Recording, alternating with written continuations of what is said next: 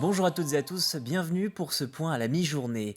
Vous scrutez sûrement la météo pour préparer votre week-end et vous l'avez vu, le temps s'annonce particulièrement froid ce week-end. Les prévisions pour l'instant envisagent jusqu'à -2 voire -3 pour samedi en Vendée. Un épisode exceptionnel mais les prévisionnistes se veulent rassurants, le gel devrait avoir moins de conséquences que l'année dernière. La vague de froid 2022 est moins forte que celle de 2021. Ouais. Le changement climatique nous fait passer des hivers plus doux, voire de fortes températures, un peu comme on vient de connaître, mais sans exclure des retours de froid par derrière.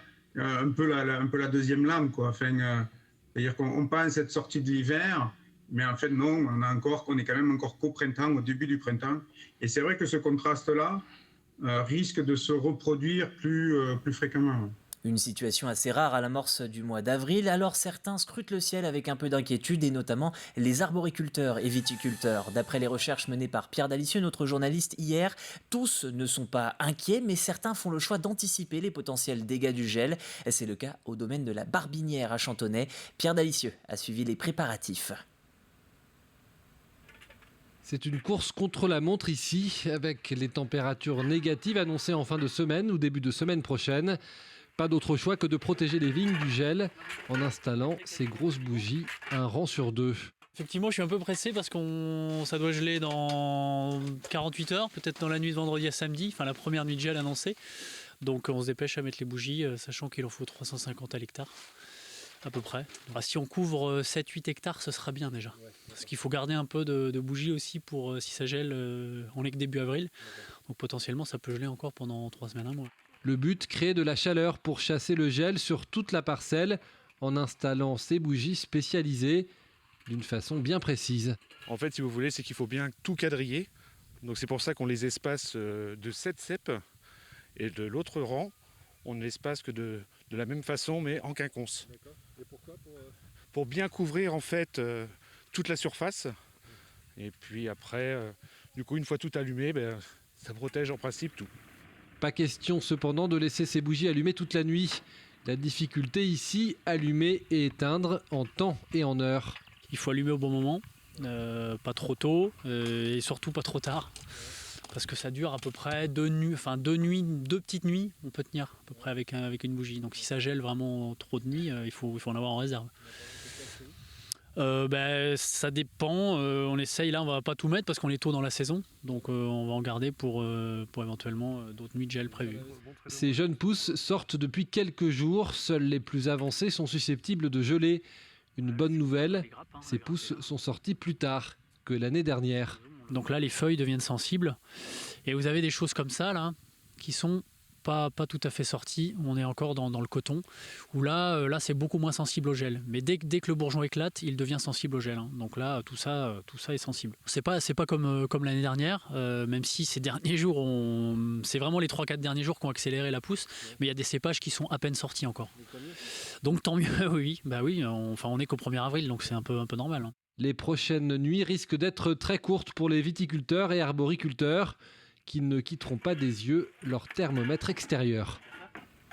On ouvre une page consacrée à l'emploi et l'économie à présent. En Vendée, près de 6800 nouvelles entreprises se sont installées en 2021, un chiffre en hausse de 28% par rapport à 2019. Alors, pour aider tous ces porteurs de projets, la Chambre de commerce et d'industrie de Vendée vient de lancer un guide d'orientation.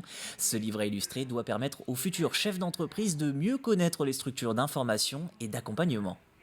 Ce guide-là a pour vocation, dès la première page, de dire voilà, vous êtes dans telle ou telle situation, voilà les interlocuteurs valables et compétents vers lesquels vous allez pouvoir vous retourner et gagner du temps pour avancer dans votre projet et passer à la vitesse supérieure. Et l'objectif étant bien sûr d'avancer, mais surtout de devenir chef d'entreprise ou créateur, mais d'être vraiment dans l'action.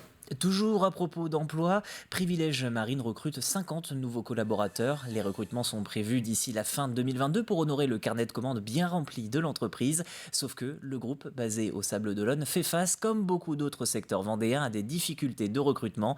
Les explications de Colline Davy. Des catamarans de luxe de plus en plus demandés. Le savoir-faire sablé de Privilèges Marine se répand, mais l'entreprise peine à trouver les volontaires pour fabriquer ses bateaux de croisière. Elle compte 230 salariés, il en faudrait 50 de plus en fin d'année. Je pense qu'il y a énormément de facteurs qui freinent aujourd'hui ou qui rendent la tâche difficile. Peut-être que la plaisance, c'est un métier qui n'est pas assez connu et les gens viennent pas on n'arrive pas à aller chercher les gens loin. Ébéniste, mécanicien, plombier, électricien, ce n'est pas le choix qui manque. Alors pour remédier au problème, l'entreprise offre des avantages aux salariés, des formations pour les moins qualifiés et des bonus de transport pour les plus éloignés. Aujourd'hui, on a mis en place des bonus de transport pour inciter les gens à rouler un peu plus pour se déplacer et rejoindre l'équipe Privilèges, c'est-à-dire participer à la construction des bateaux. Et on a mis des tickets restaurants en place. Enfin, on essaie de mettre des choses en place pour le bien-être de nos salariés, pour les motiver à venir d'un peu plus loin que 3 ou 4 kilomètres. Privilèges Marine peut aussi compter sur le soutien de la ville. Sans chasser les touristes, le maire des Sables d'Olonne veut faciliter le logement des potentiels candidats. Une ville balnéaire, elle a vocation à accueillir des touristes et c'est normal. Mais simplement, il faut que ce soit équilibré. Donc c'est pour ça qu'on a mis une prime en place qui va de 6 000 à 17 000 euros en fonction des cas pour encourager les propriétaires à mettre leur logement en location à l'année. Cette prime n'est en place que depuis janvier, mais déjà 50 propriétaires en sont bénéficiaires.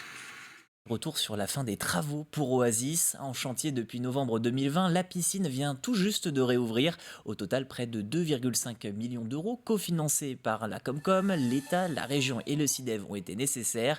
Le chantier permet de remettre en état cet établissement des années 60 et de réduire les factures liées à la consommation d'énergie. Nous avons changé l'ensemble des pompes, c'était des vieilles pompes. Donc aujourd'hui, les nouveaux modèles de pompes sont plus économes en matière de consommation d'électricité. Nous avons changé les systèmes de filtres qui permettent aujourd'hui d'économiser l'eau, puisque meilleure sera la filtration, moins nous aurons de chlore à utiliser, moins il nous faudra vidanger l'ensemble des espaces et des bains. Sur l'éclairage, où nous sommes passés de lampes, de systèmes de lampes à des systèmes de LED classiques, là aussi pour économiser l'énergie. Nous avons également utilisé des matériaux pour l'isolation qui permettent d'économiser l'énergie au niveau du chauffage. Cette fois-ci, changer les moteurs de ventilation qui permettent d'extraire l'ensemble des chloramines, des produits issus de la chloration. Et donc, changeant ces moteurs, là aussi, nous faisons des économies d'énergie. Ainsi s'achève cette édition du journal de TV Vendée. On se retrouve dès 18h. Ce sera en compagnie d'Albin Mouton. D'ici là, portez-vous bien. Belle journée sur nos antennes.